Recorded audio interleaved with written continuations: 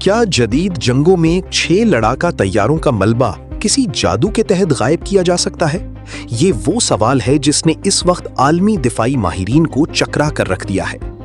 بھارتی فضائیہ کے سربراہ ایئر چیف مارشل اے پی سنگھ کا بنگلور میں دیا گیا حالیہ بیان، جس میں انہوں نے پاکستان کے 6 لڑاکا طیارے مار گرانے کا دعویٰ کیا، اپنے اندر کئی ایسے تضادات چھپائے ہوئے ہیں جو کسی بھی پیشہ ور عسکری بیانیے کی ساکھ پر سوالیہ نشان کھڑا کر دیتے ہیں۔ ایک ایسے وقت میں جب خطے کا تصویراتی توازن تیزی سے بدل رہا ہے، یہ سوال اٹھنا فطری ہے کہ کیا یہ بیان بین الاقوامی برادری کے لیے تھا یا اس کا مقصد محض اپنے ملک کی داخلی سیاست اور مقامی عوام کو ایک فرضی کامیابی کا احساس دلا کر خاموش کرانا تھا؟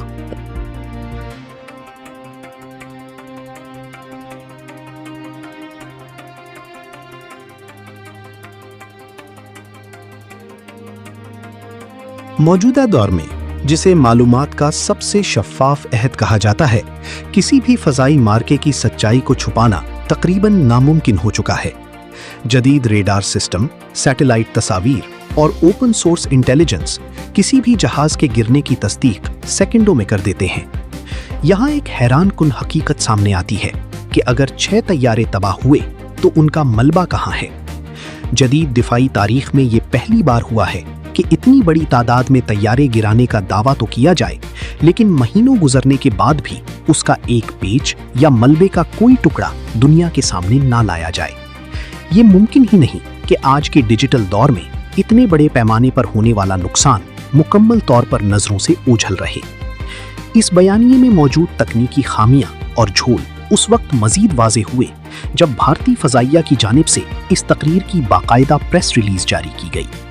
حیرت انگیز طور پر اس تحریری ریکارڈ سے ان 6 طیاروں کا تذکرہ ہی حذف کر دیا گیا۔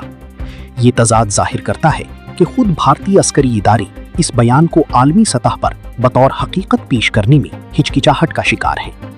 جب کسی ادارے کی اپنی دستاویزات اس کے سربراہ کے بیان کی تائید نہ کریں تو یہ بات واضح ہو جاتی ہے کہ یہ سب عوام کو اصل حقائق سے دور رکھنے اور کنفیوز کرنے کی ایک کوشش ہے۔ بس مجھ پر یقین کرو والی منطق اب جدید دفاعی دنیا میں اپنی اہمیت کھو چکی ہے، جہاں ہر دعوے کے لیے ٹھوس ثبوت کی ضرورت ہوتی ہے۔ کسی بھی ریاست کی ساکھ اس کے سچ اور شواہد سے جڑی ہوتی ہے۔ اگر کوئی ملک بغیر دلیل کے ایسے بڑے دعوے کرتا ہے تو بین الاقوامی سطح پر اس کی عسکری ساکھ کو شدید نقصان پہنچتا ہے۔ تجزیہ کاروں کا موقف ہے کہ بھارتی قیادت اکثر اپنی داخلی صورتحال سے توجہ ہٹانے کے لیے اس طرح کے بیانات کا سہارا لیتی ہے۔ پاکستان کی فضائی حدود کے محافظوں نے ہمیشہ پیشہ ورانہ مہارت کا ثبوت دیا ہے اور ابھینندن والے واقعے جیسے شواہد پوری دنیا نے اپنی آنکھوں سے دیکھے۔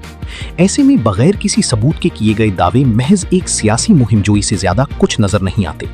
ملک کی بین الاقوامی ساکھ کے ساتھ اس طرح کا تجربہ کرنا طویل مدت میں خود اس ریاست کے لیے نقصان دہ ثابت ہوتا ہے۔